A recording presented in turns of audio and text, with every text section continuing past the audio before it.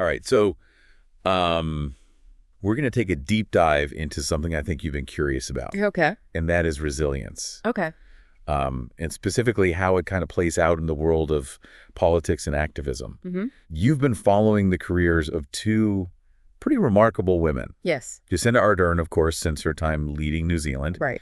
and Greta Thunberg, as she's kind of become this leading voice in the climate movement. Mm-hmm. And you want to know how they faced such intense pressure and scrutiny and what we can learn from their experiences. It's a great question. Yeah. And I think it's really fascinating to compare their journeys. Yeah. Because resilience for them isn't just about toughing it out, It's really about having a very clear purpose, Okay. strong connections, Yeah. and taking action even when it feels really daunting. Okay. I like that framework. Yeah. Purpose, connections, action. Yeah. Let's start with Jacinda Ardern. She faced some truly intense challenges leading New Zealand through the Christchurch mosque attacks and the COVID-19 pandemic. Mm-hmm. And these weren't just political crises, right? Right. They were very deeply emotional events that I think impacted everyone. Yeah. How did she even begin to approach those situations? Well, it's fascinating because she consistently emphasized that her resilience came from focusing on serving the people of New Zealand. Okay. So her decisions were about helping others, not about her own image or career. Mm. So, for example, after the Christchurch attacks, she immediately visited the affected community wearing a headscarf in solidarity Oh. and offering comfort and support. Yeah. And then she also very swiftly enacted stricter gun control laws, even though it was politically risky. That's interesting because some might argue that focusing so intensely on serving others could lead to burnout. Right? Did Ardern ever address that? She did. She was very open about the importance of self-care and having a strong support network. Okay. And she often spoke about the strength she drew from her family and her team, that they provided a space where she could be vulnerable and process the emotional toll of these events. So it wasn't just about pushing through these tough times alone. It was about recognizing the importance of her own well-being Right. and leaning on others for support. Exactly. And I think that's a key insight for anyone facing challenging situations. Yeah. It's not a sign of weakness to ask for help or to prioritize your own mental and emotional health. Right. In fact, it's essential for sustained resilience. Okay, I'm starting to see how purpose, connection, and action all start to weave together here. Yeah. But let's shift gears now and look at Greta Thunberg. Okay. She's faced a very different kind of pressure becoming this global figure in the climate movement while still a teenager. Yeah, and she's been incredibly vocal about the challenges of dealing with the criticism and negativity, especially online. Right. And for her, resilience is about maintaining this unwavering focus on the goal addressing the climate crisis, even when the scale of the problem feels overwhelming. Which, let's be honest, it often does. I know, I feel overwhelmed just thinking about it. Absolutely. And that's where I think Thunberg's emphasis on action comes in. Okay. She consistently encourages people to start small, to take whatever actions they can, whether it's reducing their own carbon footprint or joining a local climate group. Yeah. For her, it's not about being a hero or having all the answers. It's about doing something, anything to contribute to the solution.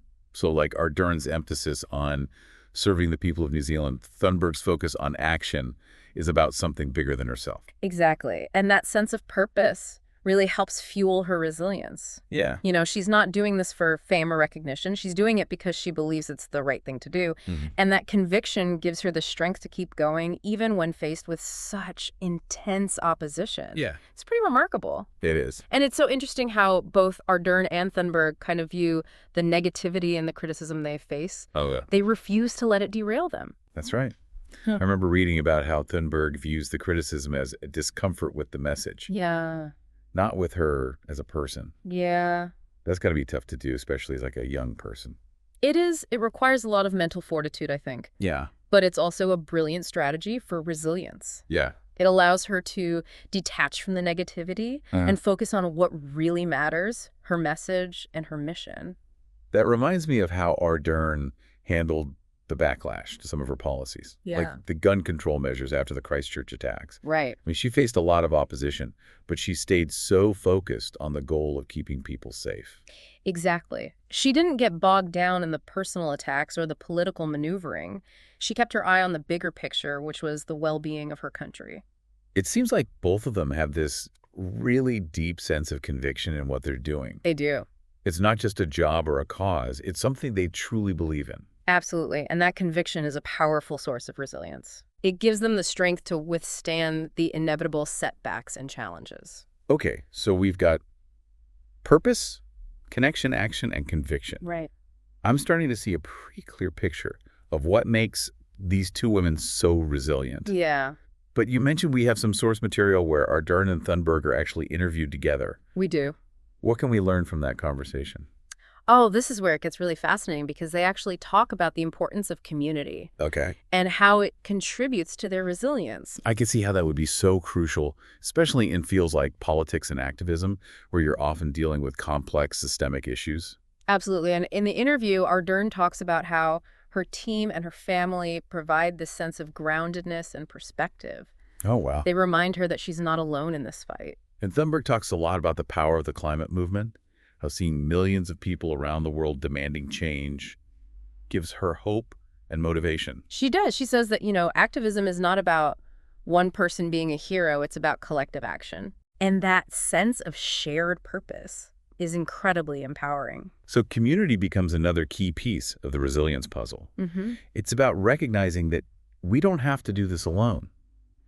We can draw strength and support from others who share our values and goals. Precisely. And that's a really important takeaway, I think, for anyone listening who might be feeling overwhelmed by the challenges they're facing. Yeah. Whether you're dealing with a personal crisis or working toward a larger social goal, finding your community can make all the difference. It's about building those connections, finding those people who can support you, encourage you, Yeah. remind you why you're doing this in the first place. Right. And I think that's one of the most powerful lessons we can learn from Ardern and Thunberg. Yeah. Resilience is not just about individual grit or determination. Right. It's also about the power of collective action and the importance of human connection. Okay, so we've covered a lot of ground here. We have. We've seen how purpose, connection, conviction, and community all contribute to resilience. And we've also seen how these principles play out in the real world through the experiences of these two remarkable women. But I'm wondering, how can we, the listeners, take these insights and apply them to our own lives? Yeah. What does this actually look like in practice?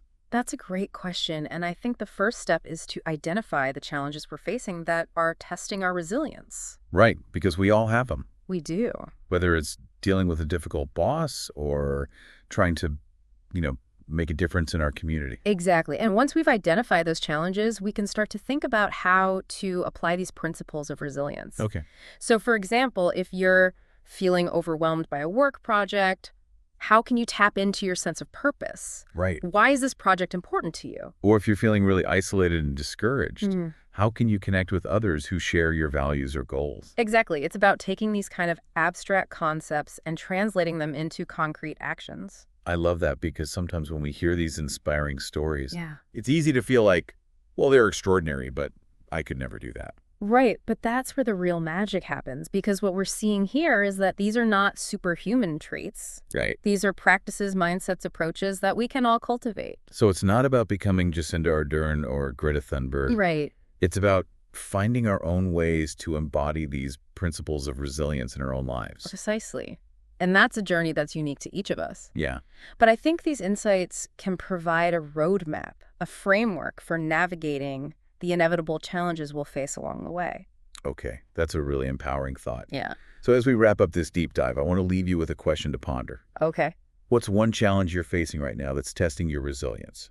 And how can you apply even one of these insights, purpose, connection, action, conviction, or community, to that challenge?